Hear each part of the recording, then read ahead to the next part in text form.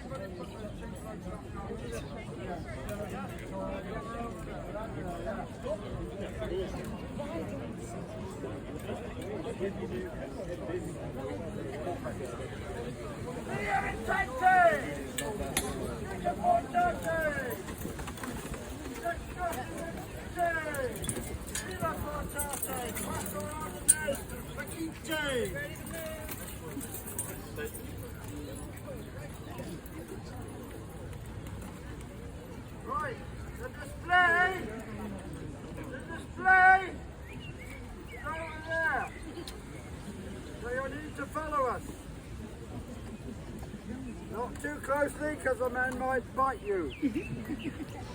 Okay! Hey!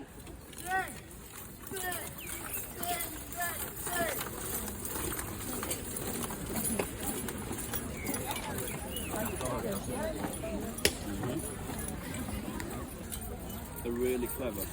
You get a styler.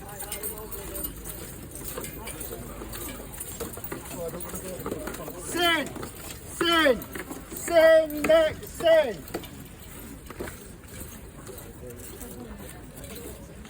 No, he's very clever.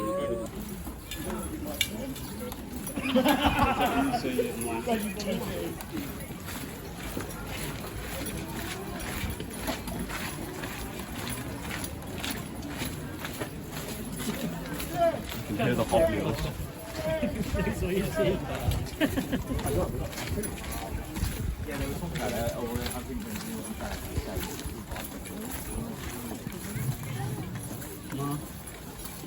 They've got all the Hot Wheels and they're really good for stuff for the Hot Wheels.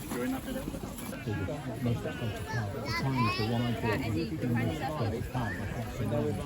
And the dealership gears up for a car of that value and sort of buys that brand. You know, expectation is that when you spend £50 on a car, if you want to kind of BMW level dealership experience.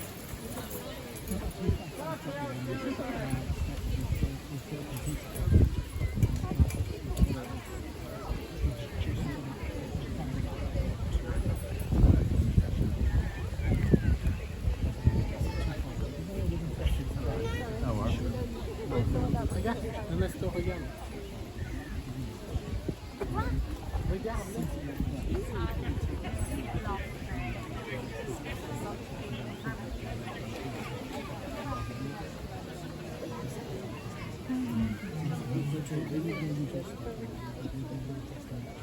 Oh, on the end.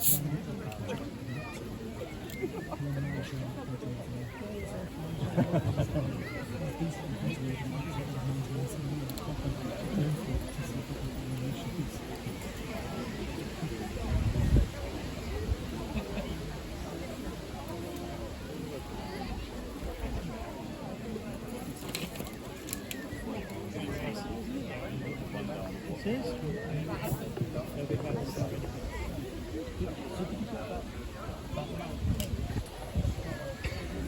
Hello?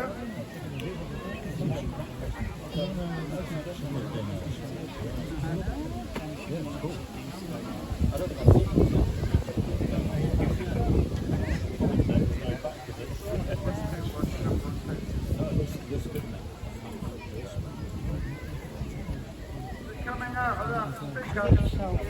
Good. You knew the Romans had speakers and microphones, didn't you? Right. So the Roman army invaded Britain in the year 43 AD. They came into the south of Britain with 4 legions. Those legions were, a legion was 5,300 men. The legion was broken down into cohorts and then down into centuries. The century in the Roman army at this time is 80 men and not 100. So you must think of it as a unit of 80 men in a century. The Romans conquered various tribes in the south of Britain, made their way up, made a Roman fortress eventually at Caerleon in South Wales, one up at Chester, and they had one at Lincoln, but then they moved the legionary fortress up to York. And under the minster over there, if you go down below, you can see the remains of the legionary fortress down underneath. And that was the founding of the city today we call York. The Romans went further north and obviously went way up into Scotland, up near Aberdeen. The Scots like to think the Romans never went up there, but they did. They conquered up there, then they withdrew themselves down to Hadrian's Wall in 122 AD. A Roman legionary, which is these gentlemen with the red shields, recruited into the Roman army for a period of 25 years. During that 25 years, they were not allowed to make a marriage, a legal marriage. And if they were married when they enlisted, the actual process of enlistment was an automatic form of divorce. So we will take male recruits immediately afterwards.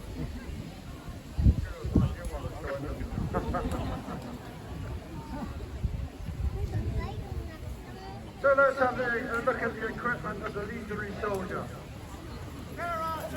Large helmets to protect their heads, large cheek pieces either side of the face, big neck guard at the back of the helmet, and a reinforcement here on the front to take sword throws.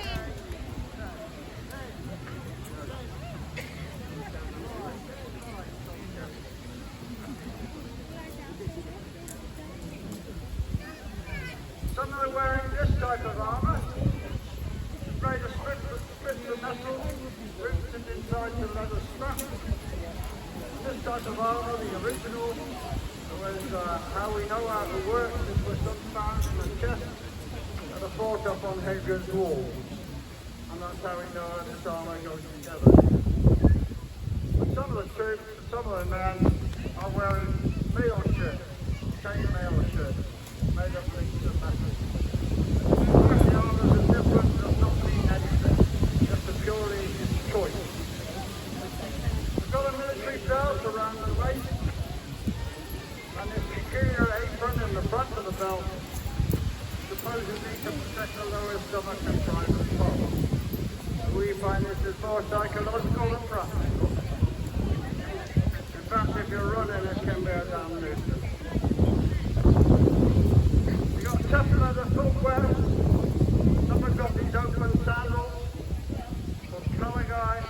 Some have got these boots, which are based on some boots that were found at Vindolanda on Hadrian's Wall. You can see the original if you go to Vindolanda.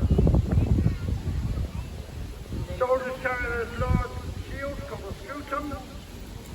This is made of laminated wood with the pieces of wood with the grain going in different directions. We call it plywood today. That's how this is made. And the design on the shield will show you which legion the men have come from. And in the centre of the shield is a metal box to protect the single hand grip they use to carry the shield. We've got three weapons. The throwing javelin, for the pilum. This would be thrown as a shot weapon at the enemy. And then the soldiers would come to close quarter fighting with the stabbing and thrusting sword. You don't slash and cut with it, you stab and thrust with it. Use your shield to knock the enemy off balance, duck him in the face, stick him with your sword. Finally, if you lose or break your sword or the enemy was pressed really close, you could use your dagger, which is worn on the left side. The legionaries, as I said, are organised into centres of 80 men. Attached to every century would be a standard bearer, such as this cap called a signifer. Carries this signum or standard. Everyone would be driving to front, so you knew your own standard to follow. You can see the standard bearers wear animal skins over their helmet. In this case, it's a wolf skin. The legions were restricted to wolf skin and bear skin. The big caps were reserved for the Praetorian, the Emperor's bodyguard in Rome. This chap is the horn player. Carries this large circular horn.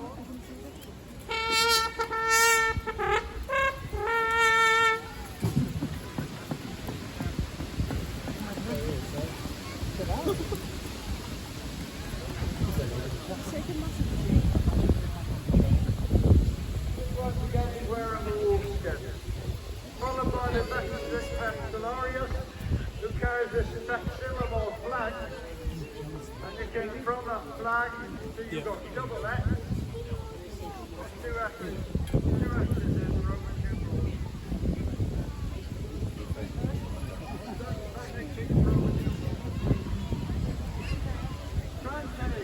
Somebody working out. 20th Legion. The emblem of that legion is a wild boar. This gentleman's got a bear skin over his helmet. The European brown bear. Yeah, no, you need to phone. Next chap come in is the second in command for the Centurion. Called the Optio, where we get the word option from. So in Latin, Optio, second in command, because he's chosen by the Centurion. His badges of rank are his crest, complete with feathers on his helmet. He's got a scale shirt made of little scales like the scales of a fish. His main badges of rank are his staff, and also in his right hand he has a ring. There's a copy of his ring, which I believe now is in the museum, and the ring shows his rank as being an Optio. It's got OPT on it, if you look at it closely. He's got a satchel with the orders of the day.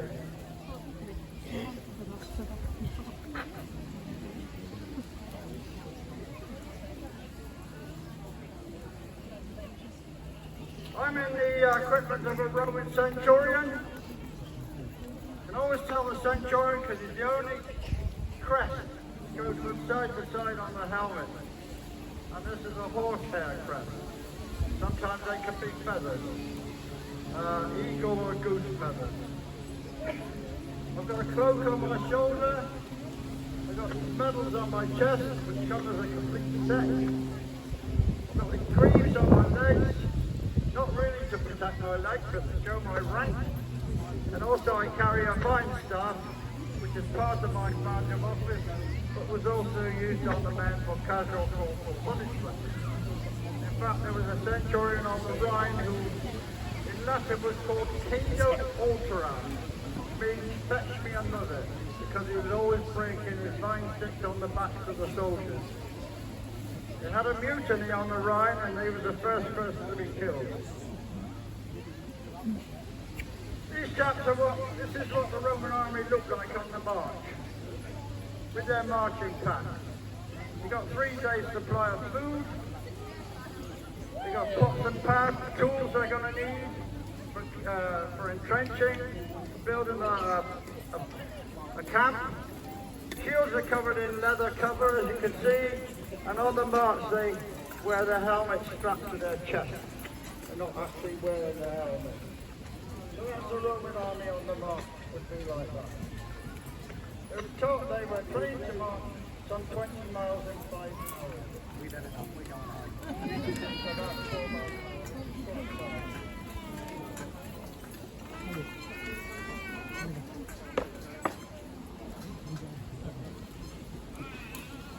The Romans also recruited into the army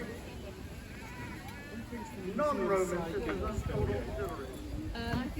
You went to Hadrian's Wall in Roman times, you would find auxiliary soldiers. You wouldn't find a man by the legionary. Except that the legionaries actually built Hadrian's Wall. Hadrian's Wall, some 73 miles long, was built by legionary soldiers. 73 miles long, with 15 forts on it, and they built that wall in about, I think it was 3-4 years to build it. Nowadays it would take us 20 years to get the planning permission. These auxiliary soldiers have more simple equipment than the legionaries. They tend to have brass helmets, mail shirts. You don't tend to see them in the strip armour. Flat oval shield more suitable for skirmishing. Double belts support their swords and daggers, and they've got a stabbing spear rather than throwing javelin. You see, they can be quite vicious when they want to be.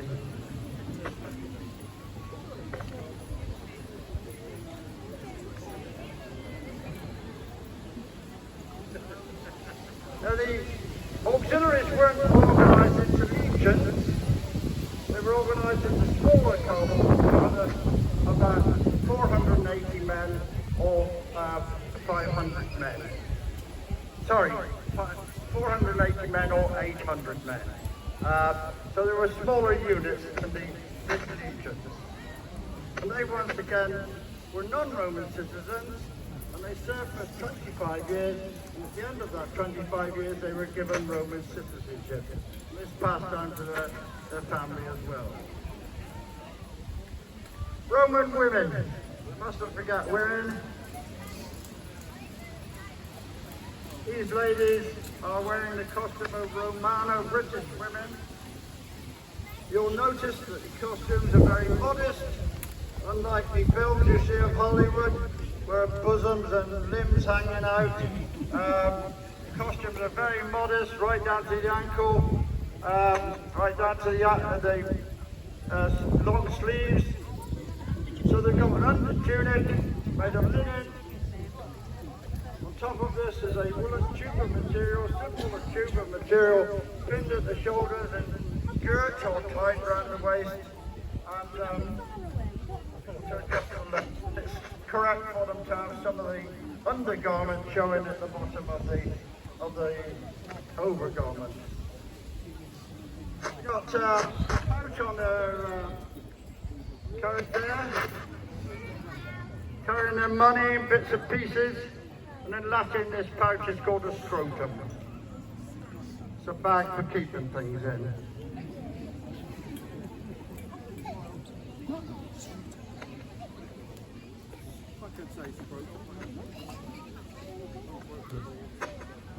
And finally they got a manicure set. A manicure set as well.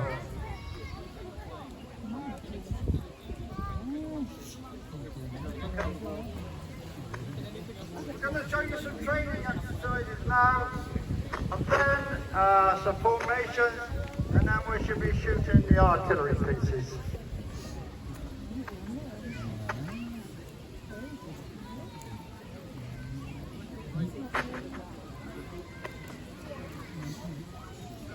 Yeah, 20! 6 seconds.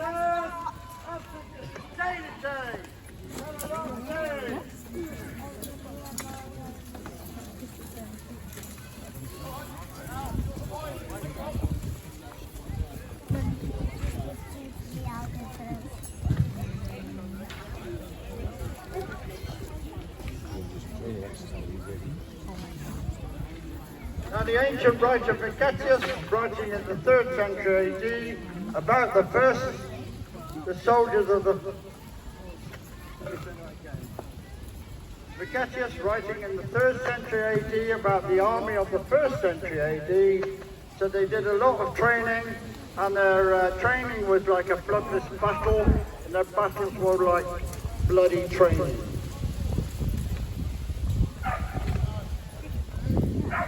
We know that the Roman army trained with wooden swords and wicker shields. Obviously you don't want to cut the hurt.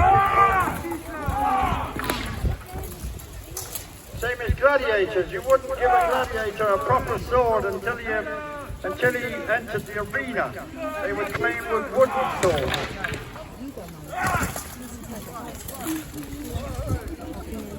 They use their shields, as you can see here, they're using their shields as a weapon, as well as the sword.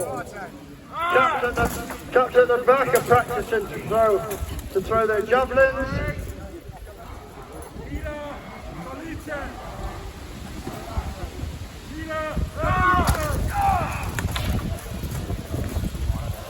You can imagine volleys of these javelins being thrown before they charge into the enemy with their drawn swords.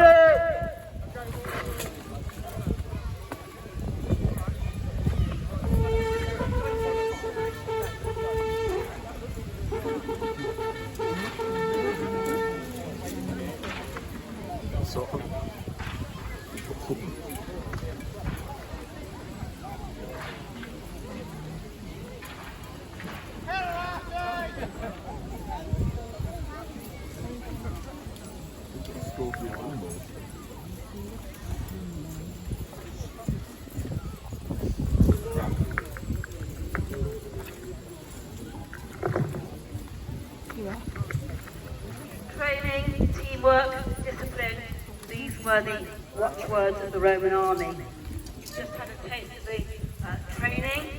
Now we're going to see some teamwork in the form of the battle formations. Forming up. You'll notice that the orders have been given in Latin. Every soldier was expected to understand Latin. If he could write it and read it, so much the better, because that would get him a job in the office, and he needed to spend his time doing military quite so much.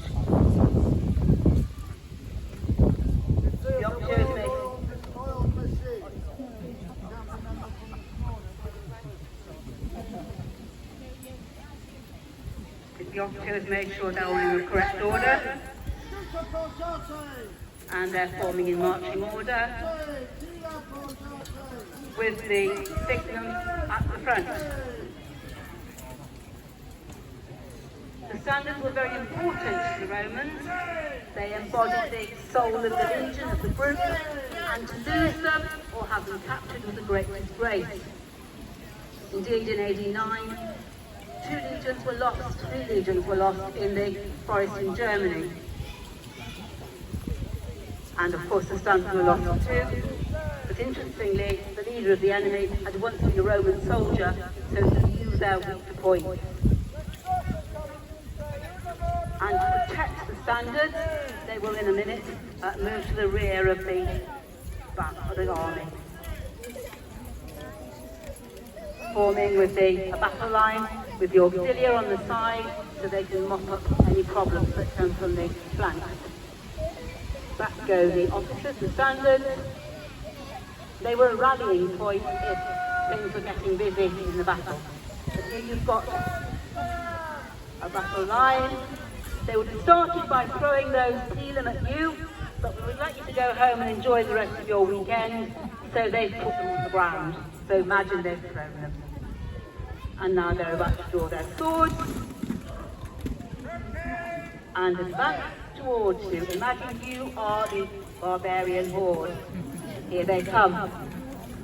An ordered rank of men, each looking out for his neighbour on each side, working as a team.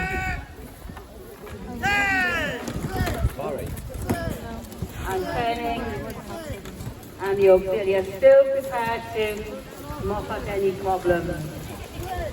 For up to last white, the lower half of the body is not armoured, and the reason is that most of the enemy soldiers had slashing swords, and they would of course injure the top part of the body. And the legionaries, scutum, are really manoeuvrable, so they can protect the lower half of the body much more easily and less weight to carry. Sword sheath again on order, all together. Teamwork again. Now they're forming up that famous formation, the pseudo, the tortoise, which is like the shell of that animal.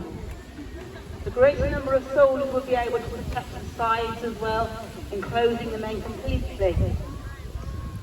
Only the front rank can see where they're going, so they call the steps. In depth, left, right, listen out for them.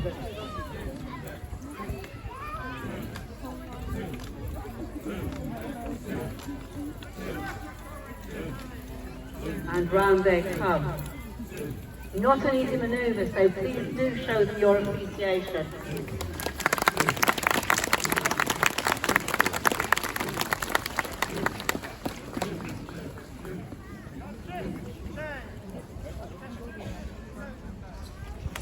And they remove their shields, and that shows you how versatile the shields could be, and how manoeuvrable.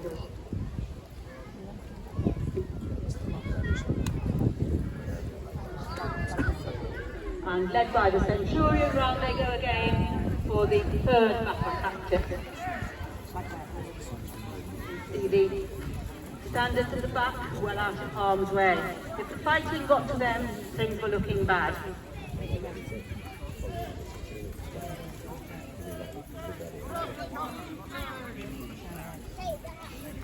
And this time led by the centurion, they're forming the clineum, or the wedge, once used in rugby football as an attack strategy, but banned because it was so dangerous.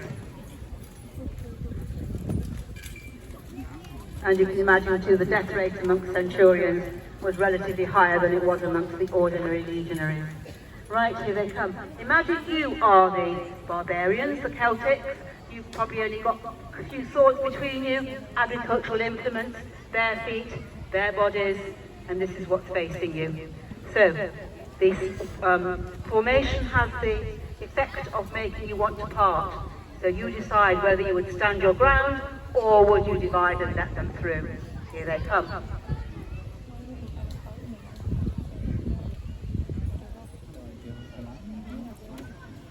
We have got several new volunteers with us this afternoon, so this is only their second display.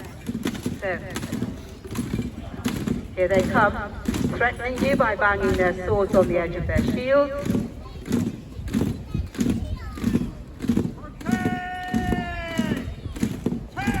And you decide, would you stand your ground or would you part and let them through? There they are.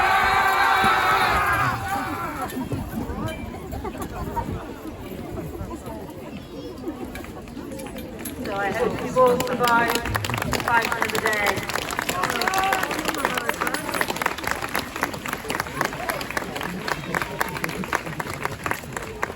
Thank you very much. Just as like this morning, I think the centurion was the only casualty. Now let's shoot some artillery.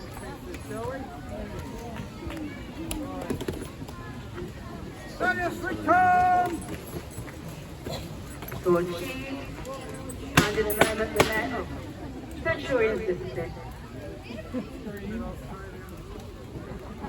Ten cricket balls though, sir. And the men will disperse into teams to give you a demonstration of the artillery, Roman artillery.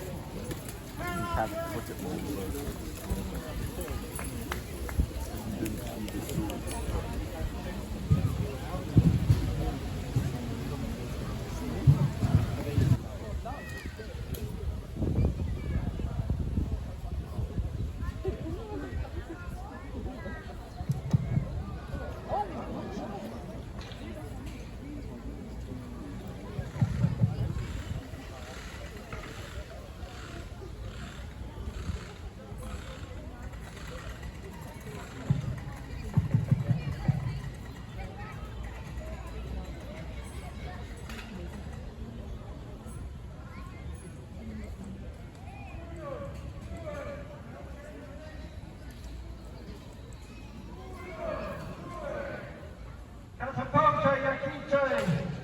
Oh. Mr. Yakite!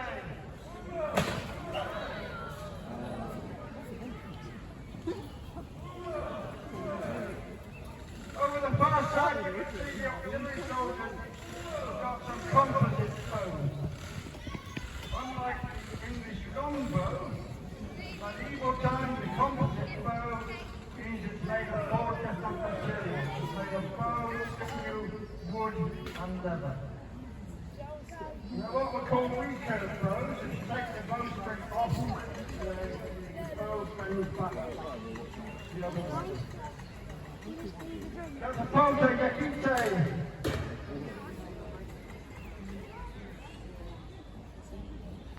So this is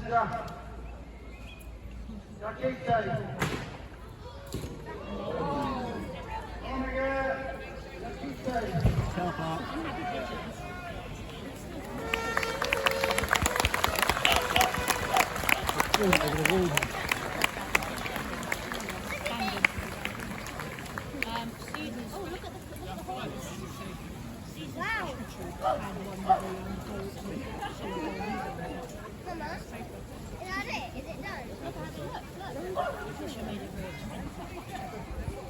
Line up for the group photo.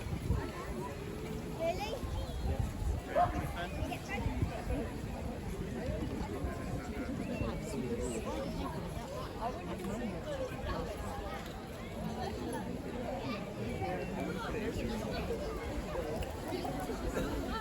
Yes!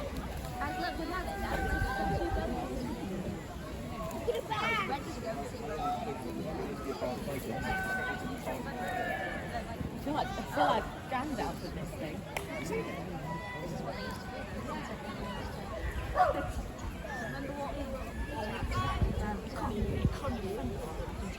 When we put a pillar on the ground, that's part of the display, is we don't have enough insurance to actually close them up.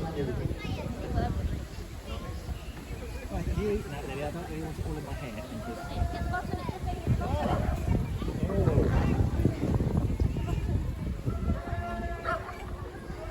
what's happening there? Look. Oh my gosh, you're dropping ice cream over my face. Right, you have to get down, Lily. I know, but you can get down, eat it down. Lily, I hope that go gets to the you fence and look at the fence. further on the army battle. Lily, drop down, Put please. right some of these things you see in Hollywood films. Gentlemen, all volunteers, they've given up their weekends to turn here. Up here, sun has come as far as Poole, Dorset for the weekend. Some from Hexham, Newcastle, all over the place. We come together to give you a display to try and give you a flavour of the old army. You come and join us over our camp over there. There'll obviously, the soldiers will be there to talk to you, have a look at the artefacts. The women in particular, grab yourself a Roman soldier and examine his armour and equipment.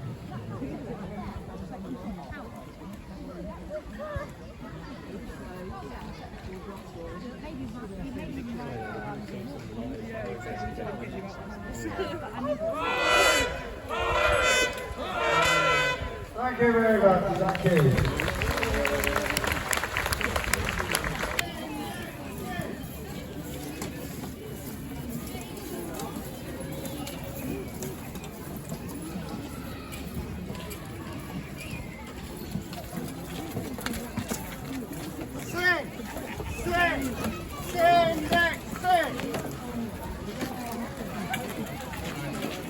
Oh, look at them with their...